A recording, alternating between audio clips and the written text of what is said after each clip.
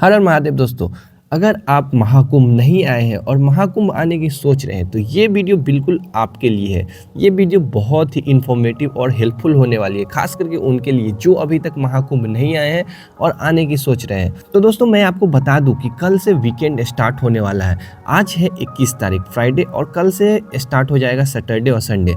तो वीकेंड में खास करके बहुत ज़्यादा भीड़ होता है। तो अगर आप प्लान कर रहे हैं वीकेंड में आने की तो आप सारी जानकारी लेके ही आए, क्योंकि वीकेंड में बहुत ज्यादा भीड़ होने वाली है। ऐसा पहले से अनुमान लगाया जा रहा था कि 20-21 के बाद जो भीड़ एकदम से बढ़ेगी और वो दिख भी रहा है कि भीड़ बहुत ज्यादा बढ़ रही है। खास करके 22 और 23 को वीकेंड आ रहा है तो उसमें भीड़ और भी ज्यादा एवरेज से बहुत ही ज्यादा बढ़ जाएगी, जिसके कारण जो वीकेंड पे आना चाह रहे हैं उनको बहुत ज्यादा परेशानी होने वाली है। तो खास करके अगर आप वीकेंड पे आ रहे हैं तो सारा इन्फॉर्मेशन यहाँ से जुटा ले, या फिर कोई भी यूट्यूब चैनल या फिर कहीं से अगर आप इन्फॉर्मेशन जुटा सकते हैं तो पहले आप इन्फॉर्मेशन ले लें फिर यहाँ आए।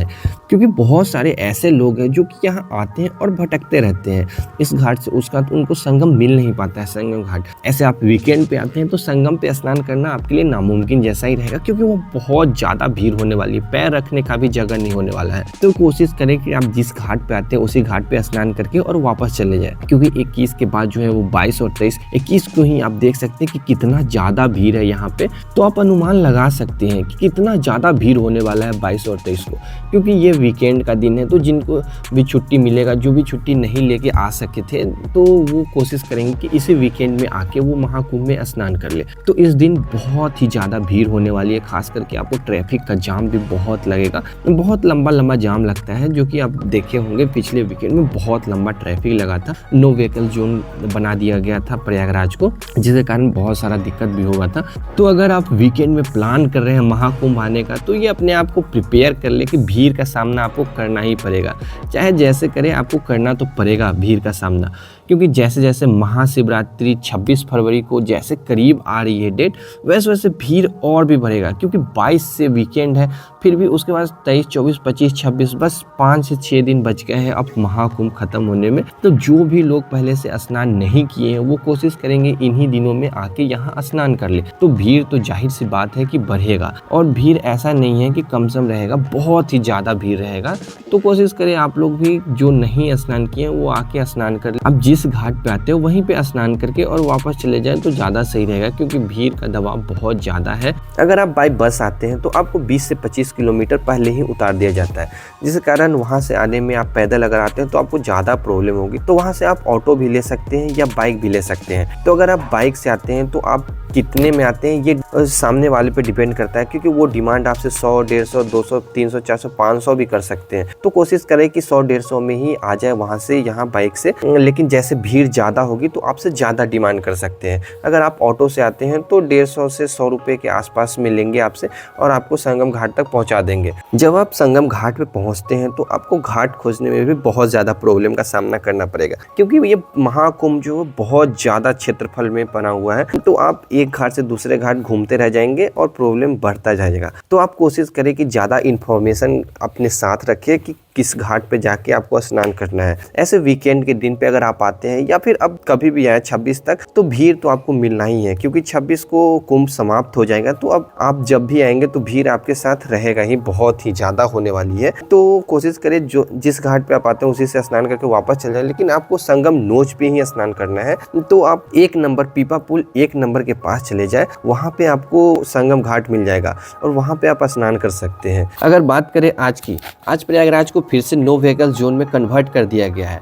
तो भीड़ इतना ज़्यादा धीरे धीरे बढ़ रहा है कि प्रयागराज को नो व्हीकल जोन में कन्वर्ट करना पड़ा है। तो अगर आप आते हैं तो थोड़ा बहुत भीड़ का सामना आपको करना पड़ेगा, और अगर आप भगदड़ से बचना चाहते हैं तो कोशिश ये करें कि आप संगम घाट पे नहीं जाए, क्योंकि भीड़ बहुत ही ज़्यादा है। तो श्रद्धालुओं की जनसंख्या धीरे धीरे जैसे जैसे महाकुंभ का तारीख जो है वो करीब आ रहा है, वैसे वैसे श्रद्धालुओं की संख्या और भी ज़्यादा बढ़ रही है। और इसी भीड़ को देखते हुए प्रयागराज में बहुत सारे पुलिस की और भी तैनाती कर दी गई है कि वो भीड़ को कंट्रोल कर सके। सके। और जैसे छोटे रूट को भी डाइवर्ट करके लंबा में बनाया गया है, जिसके कारण भीड़ जो है वो कम लगे, और एक साइड से आपके जाने का रास्ता बनाया गया है और दूसरे साइड से आने का, एक साथ ही दोनों को मर्ज नहीं किया गया है, क्योंकि प्रॉब्लम होने के ज़्यादा चांसेस बन जाते हैं। इसके लिए आप जाते किसी और रूट से हैं और आते किसी और रूट से हैं, तो इससे ये हुआ कि भीड़ कंट्रोल में रहेगी।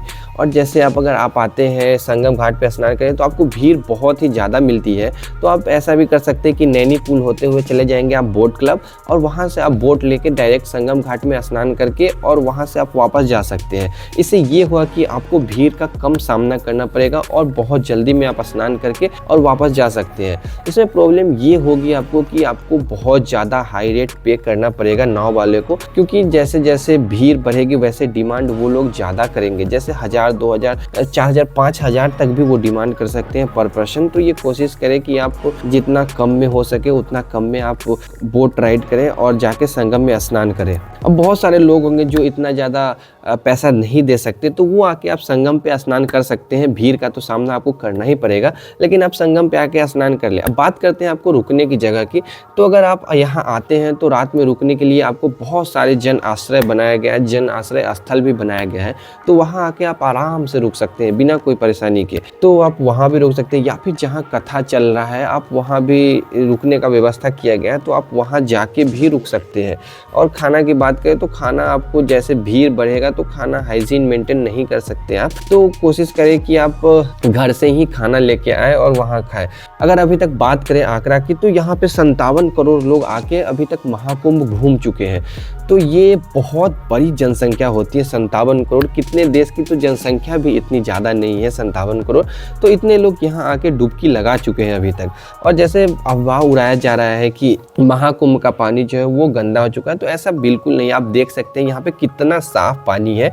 और जैसे होता है कि जो श्रद्धालु नहाते हैं वो फूल माला पत्ती जो होते हैं वो गंगा नदी में प्रवाह कर देते हैं संगम घाट पे, तो उसकी साफ़ सफाई पूरी अच्छी तरीके से चल रही है और बहुत सारे लोग हैं जो कि साफ़ सफाई कर रहे हैं। तो यहाँ गंदगी होने के तो सवाल ही नहीं उठता है। थोड़ा सा अगर ज़्यादा लोग नहा रहे हैं तो उसमें मिट्टी मिल जाती है पानी में, उसके कारण थोड़ा सा आपको मैला दिखेगा, लेकिन ऐसा बिल्कुल नहीं है। अगर आप महाकुंभ आ रहे हैं या आने वाले हैं तो आपको भीड़ का बिल्कुल ही सामना करना पड़ेगा। तो जल्दी से जल्दी आएँ और महाकुंभ में स्नान करें और यहाँ से पानी लेकर घर में भी जाएँ, क्योंकि ये पानी बहुत ही ज़्यादा शुद्ध होती है और बहुत ही ज़्यादा अच्छा होता है। तो इस पानी को आप रख सकते हैं अपने घर में। और तब तक के लिए हर हर महादेव। मिलते हैं अगले वीडियो में। तब तक के लिए चैनल को लाइक करें, शेयर करें और सब्सक्राइब करें।